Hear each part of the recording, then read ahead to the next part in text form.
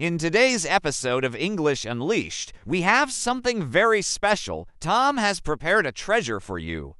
He has been working hard to summarize the famous adventure story Treasure Island. It's one of the classics. It has a story that has been read and enjoyed by millions and millions of people over the years. And now he is going to share it with us in a way that is easy for English language learners to understand. Before we begin, make sure you click on the subtitles button and select English subtitles. You can also change the speed of the audio if you wish. Now sit back, relax, and enjoy. Alright, let's get started. This is my story. Many years ago, in a quiet village by the sea, there was a small inn. The inn was called the Admiral Bam. It was an old building with white walls and red roofs. Not many people lived in the village, so there weren't many customers at the inn.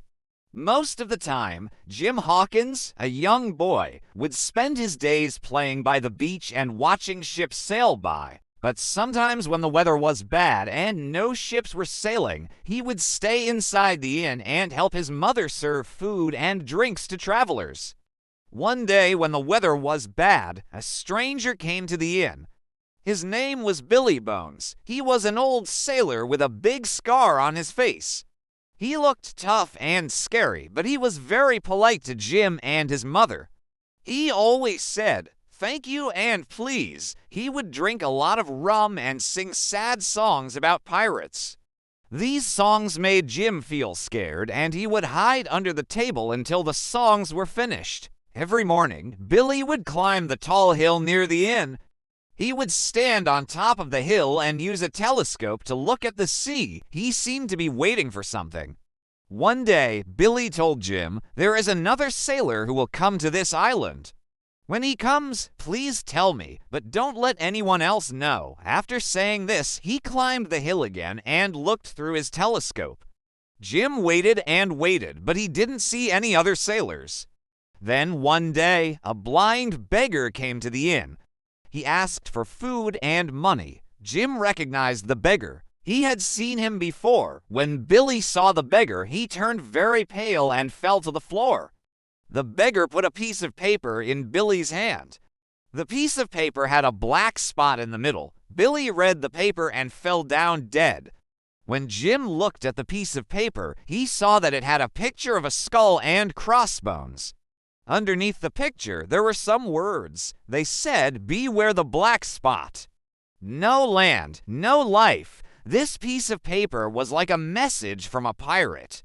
Pirates used to give this paper to sailors and tell them to leave their ships and their lives behind. The next day, Jim's mother went to the town to tell everyone about Billy's death. While she was gone, Jim opened Billy's box. Inside the box, he found many different kinds of coins. There were coins from England, Spain, and Portugal. He also found a treasure map. On the map, he could see the name Flint. This was the name of the pirate captain who had buried the treasure. When Jim's mother returned from town, she was very upset. She told Jim, "I think we should give Billy's treasure to his family. He worked very hard to find it." Jim thought for a moment, and then he said, "No, this treasure is mine now. Billy gave me his box before he died." Jim's mother didn't say anything. She knew that there was no one else in the world who deserved the treasure more than Jim. A few days later, two important men arrived at the inn. One of them was a doctor. The other one was a rich landowner. Both men heard about the treasure, and they wanted to find it. Jim told them about the map and how to read it. Then together they made a plan. They would buy a big and strong ship to go to the island where the treasure was buried. Jim's mother didn't want her son to go on such a dangerous trip, but Jim begged her to let him go. Finally, she agreed. On the day that they were going to set sail, a big crowd gathered at the beach. Everyone wanted to see the ship and the brave people who were going to find the treasure. The ship was called the Hispaniola. It was white and red and had 3 masts. The men got on the ship and sailed away. Jim spent his days on the deck of the ship playing with the ropes and helping the crew. At night, he slept in a small room with other young boys who were also working on the ship. A few days later, a strange man joined the crew. His name was Long John Silver. He had one leg and a funny hat. He also had a parrot that talked and screamed all the time. The parrot loved to repeat one phrase, "Pieces of 8, pieces of 8. Pieces of 8 were the coins that pirates used to carry. Long John Silver was very kind to everyone and always had a big smile on his face. He told many stories about the sea and taught the young boys how to swim. One day, Long John Silver told Jim, "I know where the treasure is hidden. It's on a small island. We will get there in 2 days." Jim was very happy. He couldn't wait to find the treasure. But that night, Jim heard some men talking in secret. They were talking about how they were going to steal the treasure. Jim hid under a barrel and listened. He heard one man say, "We will attack the Hispaniola. We will kill the men and take the treasure." Jim couldn't believe what he was hearing. Could it be true? Was the treasure cursed? Was that why Billy Bones kept looking at the sea and why he warned Jim to tell the other men?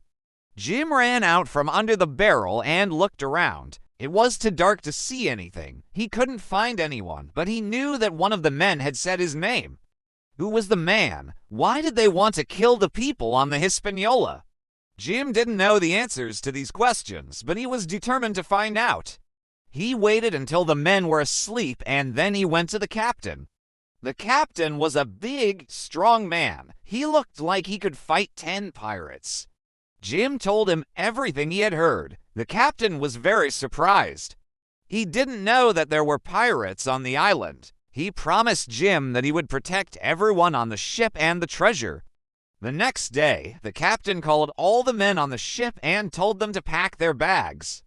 They were going to explore the island. Jim was very excited. He couldn't wait to see what was on the island. As the men walked through the trees, Jim noticed something. There were small marks on the trees. They looked like lines or scratches. Jim stopped and touched one of the marks. Suddenly, he heard a voice. "Who's there?" Jim jumped and turned around. He saw a man hiding behind a tree. The man was very skinny and had a long beard. "Who are you?" asked Jim. "My name is Ben Gunn," replied the man. "I've been living on this island for 3 years. Jim was very nice to Ben Gunn. He gave him some food and water. Ben Gunn was very grateful. He told Jim that he used to work on Captain Flint's ship. But one day he got sick and the pirates left him on the island. He survived by eating fruit and drinking water from a stream. Ben Gunn showed Jim where the treasure was buried. Jim and his friends dug in the sand and found Captain Flint's treasure. It was amazing. There were gold coins, silver plates, jewels, and diamonds. Jim was very happy. He knew that he would never have to work again in his life.